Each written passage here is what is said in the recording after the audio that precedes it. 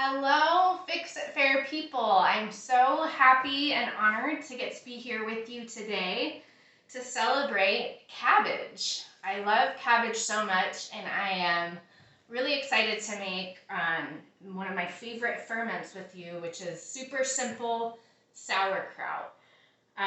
If you haven't made it before, it really requires so little. You gotta have your cabbage, your salt, a sharp knife, and some sort of like big bowl to put everything in as you're making it. So for this recipe, we're going to do 1 quart of sauerkraut. Well, this is my helper, Reuben. You can't see him yet, but this is my white wolf, Reuben, who is always on kitchen detail, so he's cleaning the floors. Not now, he's gonna go take a nap. But yeah, we're gonna make a quart of this. So get whatever like wide mouth quart jar you have, or a couple smaller pints, or whatever glass vessel. You don't want to use plastic or metal in general, unless it's a food grade plastic. Can eke out stuff as it's fermenting. And then you want to have a roughly 2.5 pound medium head of cabbage, green, red, all different varieties. You can use whatever you want. Today I'm using green, and I actually already started doing a little bit of the slicing. So let's just hop right to it.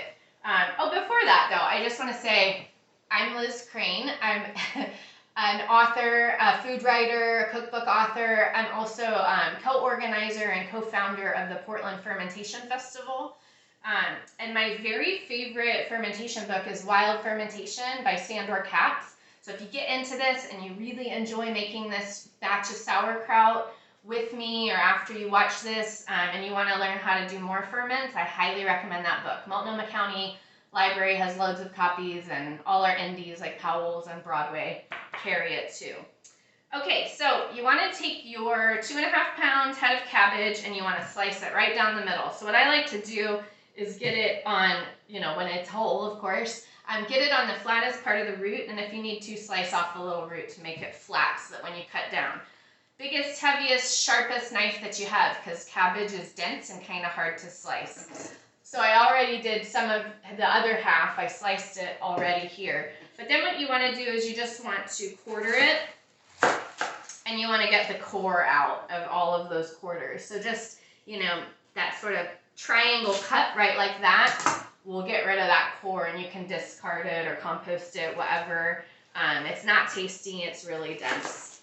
Get rid of that, and then you basically just want to slice it as thinly and in the type of pieces that you like sauerkraut. So I like kind of to do a 1/4 to 1/8 of an inch thickness and slice. So that's what I'm doing here. And you don't have to be precise about this. You can just kind of chop, slice, and dice. And then I like to kind of give it another little slice, make it into bite-sized pieces. And then you put all of this into your big bowl.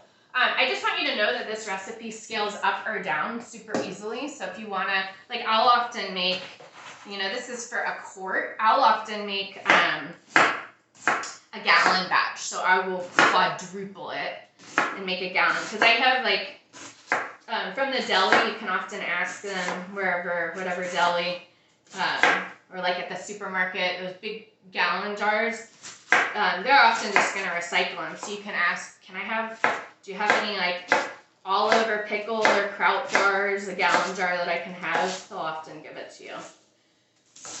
All right, so that's all sliced.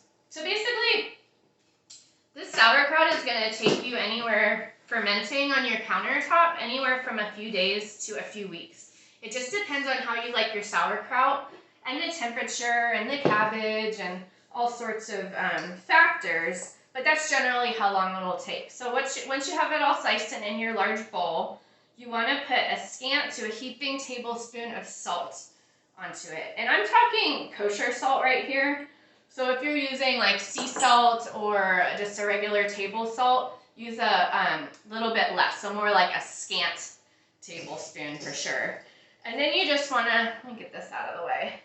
With your clean paws, you just want to squeeze the heck out of it. So you're just going to mash it, squeeze it, press down on it, And you're going to do this for 2 to 3 minutes because you want to, by doing this, you're breaking down the cabbage's cell walls, and you are allowing the salt to get in there to eke out the moisture, to eke out the water. And that's what, this is like basically all of the work that you're going to do on this. Once you get this after 2 or 3 minutes and it gets really juicy, then we're going to push it into that jar. And then it's going to sit on the counter for, a few days to a few weeks, and you're going to taste it every day. Some things that I like to do with sauerkraut, and like the fun thing about making it yourself is you get to witness that like magical transformation, because in the beginning it's just like, salty cabbage. But then after a couple of days, it'll start to get bubbly. It'll start to get a little sour. It'll get more sour. It'll, sometimes it'll overflow a little bit in the jar. So always like keep the jar on a plate or in a bowl in your kitchen. It's really like a very fun process, but once it's done and it's like the way that you like it, it tastes just right, it's crunchy the way you like it, it's the right amount of sourness, then you put it in the fridge and you can enjoy it. I mean, you can enjoy it for months. I recommend like 1 to 2 months. Like after that, it kind of, I don't know, it gets like less vibrant and isn't quite as yummy. I mean, it's certainly still good for you and it keeps, but then, like, I like to have kraut in Reuben sandwiches. That's my dog's name. I like to have sauerkraut in rice bowls, quesadillas, grilled cheeses, salads. I mean, it's good in so much.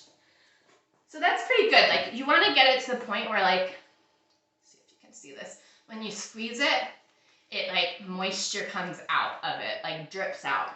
And that's where we're at. So I'm going to give my paws a quick rinse, and then we're going to get it into our jar. So like if you have something like a blunt, heavy pestle, some kind of tool that you can use to kind of smash it down into your jar, then I recommend doing that. Otherwise you can just use your hands. I like to fill in the bowl because it's sort of like a little bit of a messy process. So just kind of get it full and then smash it down with your hands, or I'm going to use this. And like, you can't be too rough with it. Like, you really want to break it down so that it gets really nice and juicy. And you want to, I mean, it's kind of surprising like that this all actually ends up fitting in there. And if you have like a little extra cabbage that doesn't fit in, I mean, you can always like start another, like have a smaller jar that you ferment as well in addition to the quart. But if you have a little extra, I also highly recommend just making like a quick slaw. So I'll often just add like whatever, like a little soy sauce or a little citrus or a little vinegar or mayo or, some herbs, whatever, like seasonings and flavorings. Usually like I like a little acid, like a little citrus or vinegar and a little oil. Then that's really yummy too, to have just like a quick salad. So we're getting good. You want to leave like at least an inch headspace at the top, because as this ferments over the next days to weeks, it's going to get bubbly and the cabbage is going to kind of push up a little bit. So you want a little room at the top. And every day when you check on it, you want to, if there's any kind of like surface molds or yeast, which will happen, it's very natural, just kind of skim those off and discard them. Or like you can use a paper towel to kind of pull them up, or a towel. And then just kind of like rinse the inside of the vessel just with water. Because if like those yeast or molds like really do, if you don't clean them off, then they can take over. But I've never had a bad batch of sauerkraut. It's always, always, always turns out, and it's always so delicious. And I've made hundreds of batches. The first batch that I made was almost 20 years ago now. So we are good to go on that. And I'm just going to give the outside a little rinse because I've got some cabbage all over it. And now we just need to weight it down. So I think the easiest thing to do is I did a pre-batch so I could have this ready. So this is one that I just started a moment ago, or 20 minutes ago. It's just get a little sandwich bag that has a Ziploc-y top, fill it with maybe a half cup of water, and then you can just sort of set that in on top of the cabbage, so that what you're doing with this setup is you're allowing the ferment to bubble and off gas, but you're inhibiting any air from getting to the cabbage itself. So that's with all ferments. You want to keep them below the brine of this type of ferment. And you could also use if you have, I have these glass fermentation weights that just kind of sit in there and do that job as well. I saw Heather in one of the other fun Fix-It-Fair demos. She used a little shot glass. That wouldn't quite be wide enough, but if you have a little ramekin or something that can fit in there, you can use that too. And then basically you're just gonna let this hang out on your countertop every day or two. Pull up the bag, pull off the weight, give it a taste. How's it taste? Is it getting, is it getting softer? Is it getting silkier? Is it getting more flavor? And it's usually gonna take, for me, I say generally, dependent on the season, etc. It's gonna take from a week to 2 weeks is sort of the sweet spot for how I like it. And then once it gets to that spot, you just take the weight off, put a lid on it, enjoy a few, spoonfuls before you do, and then stick it in the fridge. And like I said, it keeps for months and months and months, but I think in the first month or two is the best time. And then just really quickly, other things. Oh, and here's a finish. This is my last pint that I have. And in this, I added some red chili flakes, a little bit of kale, and I'm gonna do that too. I'm gonna combine these and add some stuff to them and put them in a larger jar for myself, for my ferment. But I had an old kind of wilty carrot that I'm sort of bringing back to life in this glass of water. So I'm gonna grate some carrot. I've got some kale from the garden, so I'm gonna roll that up and thinly slice it and put that in. Got a couple Brussels, a little bit of red chili flake and celery salt, or celery seeds. So you can add more things, I would say a half cup or less of additional veggies and or spices and herbs. And then you might want to adjust the salt a little bit. And you also can do that as the ferment goes. It's better to start with a little bit less salt, and you can add it as you go to your taste. You can either just sprinkle it right in, and it's just so juicy that it'll eventually dissolve and incorporate throughout the kraut. Or you can just mix salt with a little bit of water if you want to dissolve it first and add it. But just to get it to the right salty level, especially if you add other ingredients. But if you get super into this and then you want to do other types of cabbage ferments, kimchi is one of my very, very favorites. It's a Korean, if you don't know, Napa cabbage ferment.